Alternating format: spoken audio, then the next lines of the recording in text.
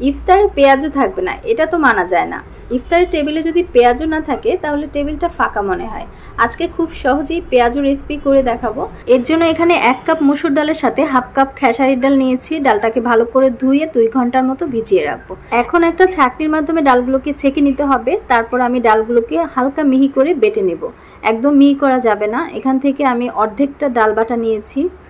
পেঁয়াজ কুচি দিচ্ছি আমি 1.5 কাপ পরিমাণ। পেঁয়াজ কুচিটা বেশি দিতে হবে। কাঁচামরিচ কুচি দিচ্ছি। তারপর দিয়ে দেব 1 চা চামচ লবণ, হাফ চা চামচ মরিচের গুঁড়া দিচ্ছি, হাফ চামচ জিরা গুঁড়া, আর দিয়ে দিচ্ছি হাফ চামচ ধনিয়ার গুঁড়া। সামান্য একটু গরম মশলা গুঁড়া দিয়েছি, আর দিব অল্প করে হলুদের গুঁড়া। 1 চামচ ভর্তি করে আদা রসুন বাটা দিলাম। এখন হাত দিয়ে ভালো করে মেখে নিতে হবে। এ পর্যায়ে আপনারা চাইলে ছোট ছোট করেও বানাতে পারেন, আবার বড় করেও বানাতে পারেন, কিন্তু এভাবে ছোট করে পাতলা করে বানালে পেঁয়াজগুলো অনেকটাই ক্রিস্পি হয়। আগে থাকতে তেল আমি গরম হতে দিয়েছিলাম। একে একে আমি সবগুলো পেঁয়াজও দিয়ে দিচ্ছি। 30 সেকেন্ডের মতো আমি হাই হিটে রেখেছি। তারপর চুলার আঁচটা মিডিয়াম করে আমি পেঁয়াজগুলো ভেজে নিচ্ছি।